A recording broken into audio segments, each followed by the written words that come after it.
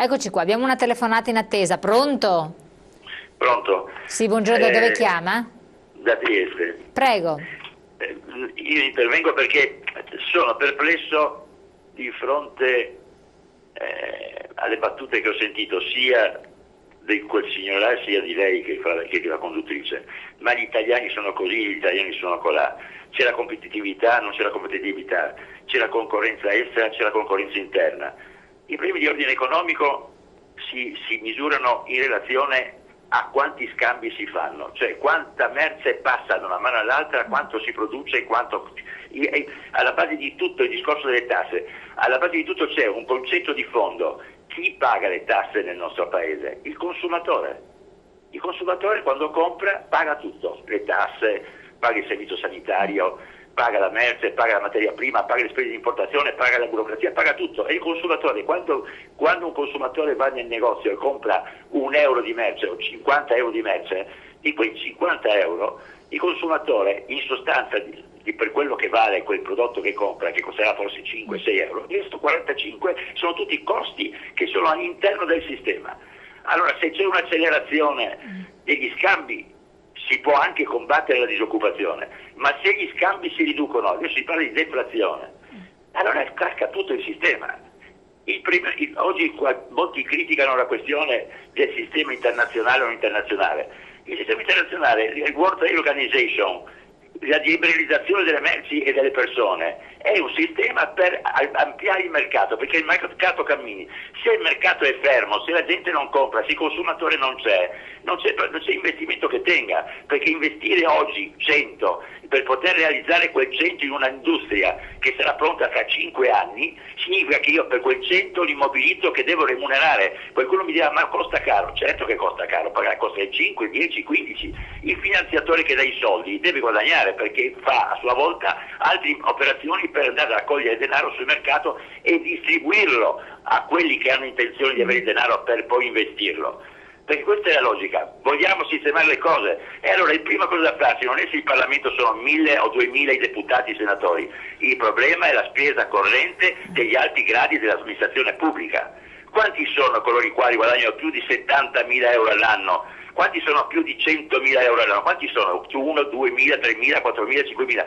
Quella è la spesa corrente. Allora lì non c'è Presidente del Consiglio che possa inventare storie. Lì bisogna mettere le mani nella cassa, quella cassa deve essere chiusa e il denaro deve essere centellinato. Niente più 70.000 euro all'anno, niente più 100.000 euro all'anno, gli facciamo un plafond basso e lì c'è la liquidità. Quella liquidità deve essere ridistribuita attraverso l'esercito del lavoro, quei lavori che sembrano inutili o non utili, e quando uno invece di dargli la cassa integrazione si dice: tu vai in cassa integrazione, però amico mio, alla mattina dalle 8 alle 10 fai un lavoro e al pomeriggio dalle 4 alle 6 ne fai un altro, magari una presenza, ma che non che la faccia il lavoro nero, perché allora noi abbiamo il lavoro nero che naturalmente colpisce il mercato normale. Questi sono i punti chiave. Non ci sono, i soldi ci sono, basta ridistribuirli. È necessario che la pubblica amministrazione, il governo attraverso la pubblica amministrazione ridistribuisca il denaro in modo equo.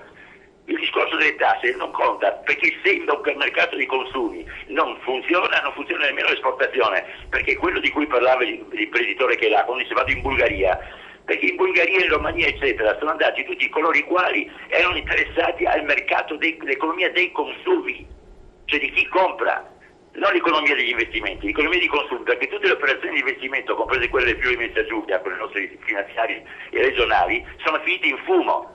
Ci sono perdite, abbiamo addirittura il Mediocredito che ha perso i suoi propri capitali. Non è così che funziona. Bisogna colpire subito, ridurre il rubinetto della distribuzione del costo delle spese correnti a livello nazionale, cioè a livello pubblico. E quando si parla di mercato, il mercato deve essere incentivato. L'incentivazione è stata fatta attraverso i prezzi e attraverso il fatto che la gente abbia denaro in tasca. Se uno non ha denaro in tasca, cosa consuma? Certo, chiarissimo, grazie del suo intervento. Scusa. Posso rispondere? Assolutamente sì. Intanto mi dispiace non avere l'ascoltatore qui perché sarebbe stato interessante. Comunque può sempre riconnettersi. Sì, in realtà mi dispiace che evidentemente non siamo stati in grado di spiegarci bene, perché in realtà stiamo dicendo più o meno le stesse cose. Sì, perché noi abbiamo esordito dicendo che il problema prevalente, immediato, urgente è il rilancio dei consumi, della domanda interna. Su questo l'export è importante, importantissimo, strategico, ma guardiamoci bene al nostro tessuto economico, intanto il rilancio della domanda interna attraverso quindi in qualche misura un abbattimento del costo del lavoro, un aumento del potere d'acquisto, oppure suggeriva l'ascoltatore tagli alla spesa pubblica. Entriamo in un tema che però ci rischia di portare lontano dalla strada di parlare esclusivamente delle imprese, motivo per il quale non abbiamo toccato il tema della spesa pubblica, su cui sarebbero puntate e puntate da fare e sulla base del quale non intendiamo più spendere parole perché attendiamo che qualcuno faccia, perché c'è solo che da scegliere dove partire. C'era Cottarelli che doveva fare dei tagli spaventosi, non è riuscito a portare tutti hanno pontificato sui tagli alla spesa pubblica, noi attendiamo qualcosa che non siano tagli verticali, perché tagli verticali non servono a nessuno, attendiamo quello che si chiamerebbe riforme, però sappiamo che in Italia c'è un problema di corporativismo, se io punto il dito su una qualunque cosa da riformare si alzano gli scudi e non si fa più niente. Confidiamo che un nuovo governo, lontano dalle paure, i timori di tornare al voto, possa subito toccare questi temi estremamente delicati. Dopodiché anche sul tema di andare all'estero per servire i mercati, ripeto, continuo a dire che quella è l'opportunità, quello è il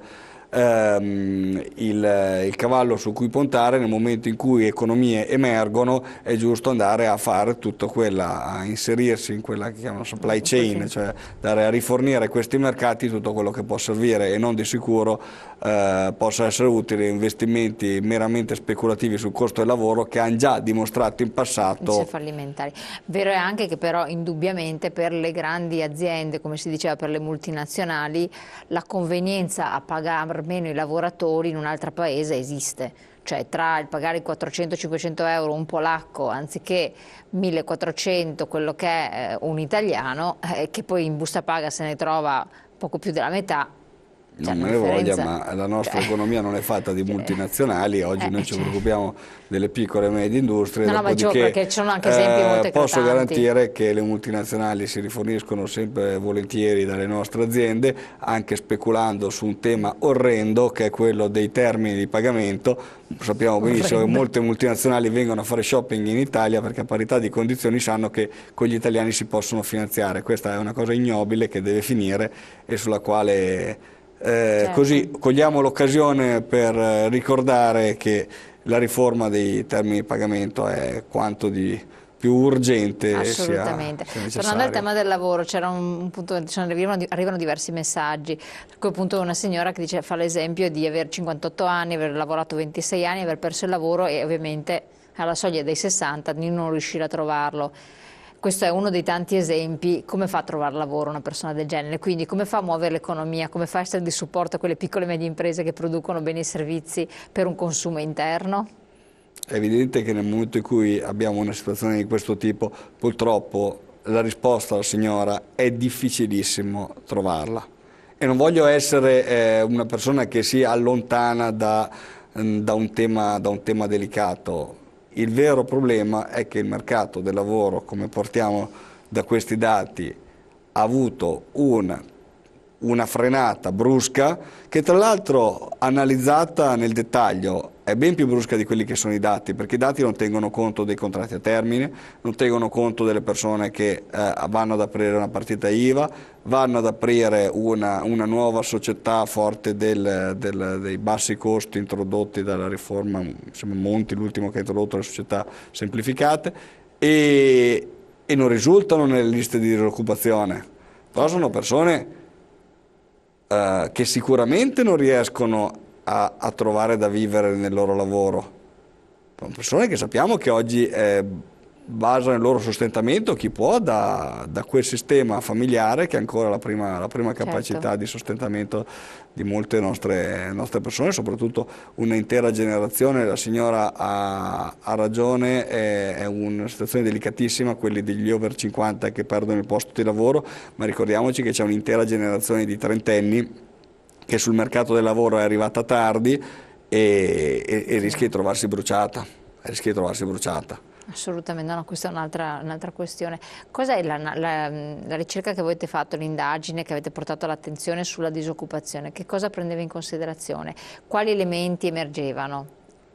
Emergono che il trend non si ferma, il trend non si arresta e per Avrebbe dovuto quanto invece già fermarsi noi dall'inizio. cerchiamo di tenere alta l'attenzione su un tema, passano i mesi e le riforme strutturali per sostenere aziende che sono in estrema difficoltà, ricordiamoci, quelle piccole non riescono più, non hanno gli strumenti per competere sui mercati internazionali, avrebbero bisogno Certo. di competitività, ma anche in termini di accesso al credito, avrebbero bisogno di non strumenti trovano efficaci. supporto. E i grandi dicono, come purtroppo abbiamo assistito, non mi interessa più servire il mercato Europa producendo in Italia.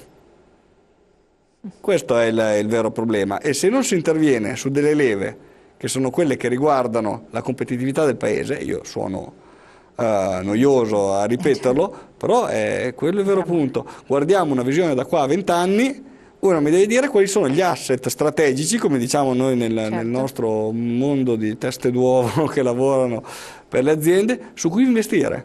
Quali sono le prospettive per il paese, se non indichiamo una rotta? Assolutamente, no, ma queste sono delle questioni fondamentali. Sono arrivati degli altri messaggi, poi magari li commentiamo dopo la pubblicità, relativi al discorso che si sta svendendo, si vuole svendere l'Italia, a servirla quindi ad altri sistemi. È ovvio che soccombere poi sono le piccole realtà aziendali, le prime che non ce la fanno. Vediamo di affrontare anche questi temi e altre risposte ad altri messaggi che stanno arrivando. Pubblicità, poi ci ritroviamo insieme. Approfittatene se volete chiamare.